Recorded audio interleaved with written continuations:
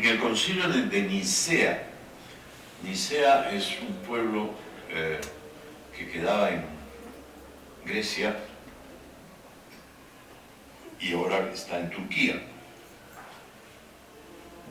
¿Recuerdan de cuando el Imperio Romano se dividió en el Imperio Romano de Oriente y el Imperio Romano de Occidente? Y el Imperio Romano de Oriente pasó a ser lo que podemos considerar como el lado griego del Imperio Romano.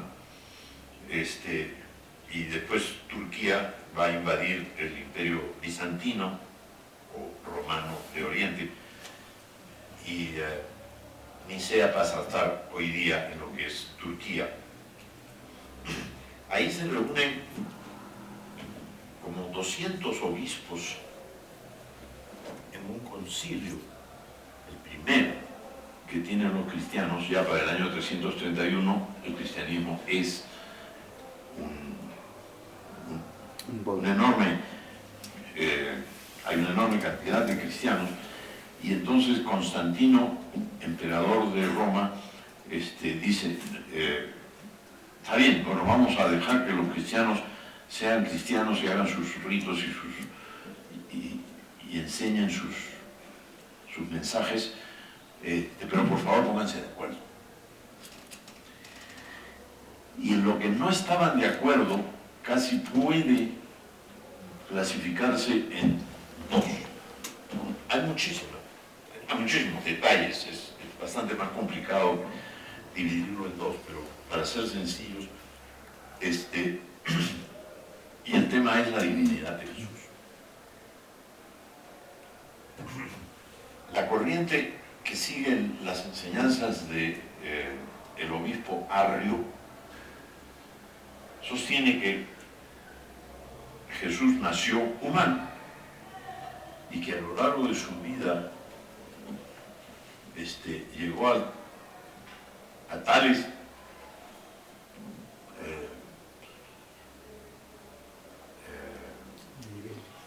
elevaciones de su conciencia que alcanzó la divinidad.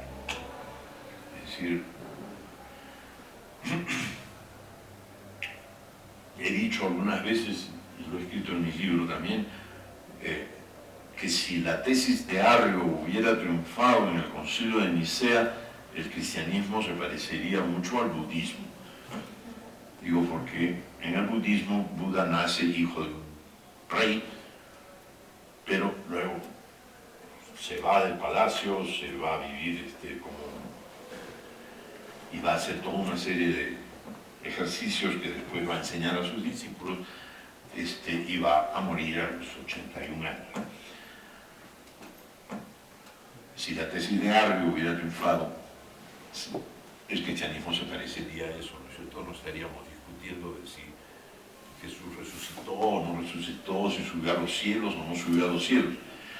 Pero la tesis que triunfó fue la de San Anselmo. Creo que es Anselmo el que logra imponer lo que hoy día llamamos como el cristianismo oficial. Es decir, esos son los 4 evangelios, las epístolas de Pablo, el Apocalipsis. Eso es. Pero ya les hablé de lo que se dejó de lado, lo que se puso. Y interesante la pregunta, gracias, porque estamos viviendo una especie de resurrección, otra vez la palabra resurrección, de la pregunta, ¿Jesús era divino? Porque Nikos Kazantzakis, un griego, va a escribir hace poco más de 100 años La última tentación de Cristo. Así se llama un libro. De ese libro han hecho una película. Quienes la han visto se acordarán que Jesús se baja de la cruz, se casa, y se queda a vivir como humano.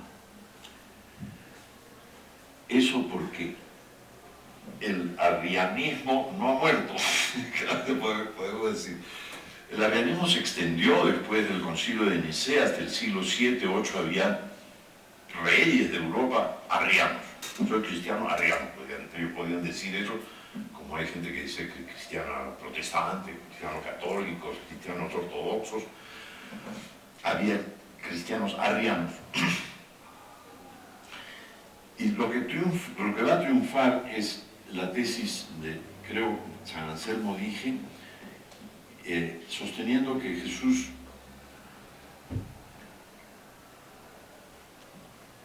es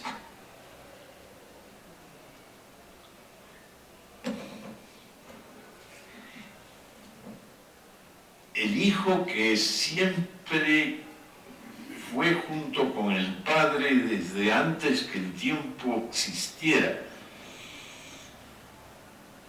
Es decir,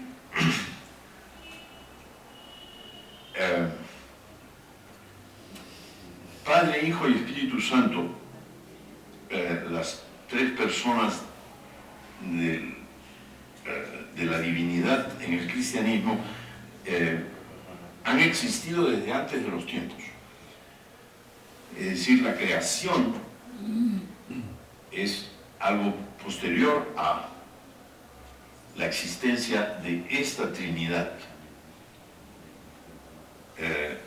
Entonces, Jesús, según esa tesis, no viene a ser más que la manifestación de esa divinidad en ese momento, en ese periodo, aunque en ese periodo voy a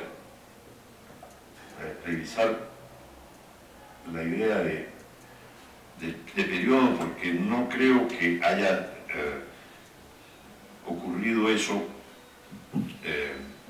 solamente para el momento crucial, digo difícil, que la humanidad estaba pasando en ese momento.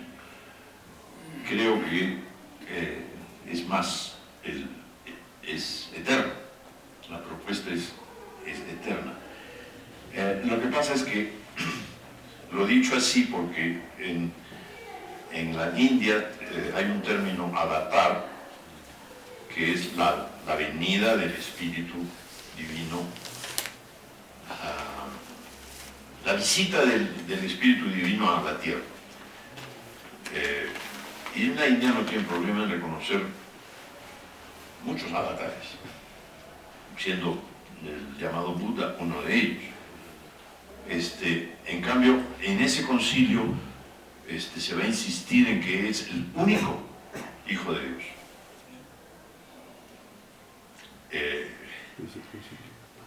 Y como he mencionado,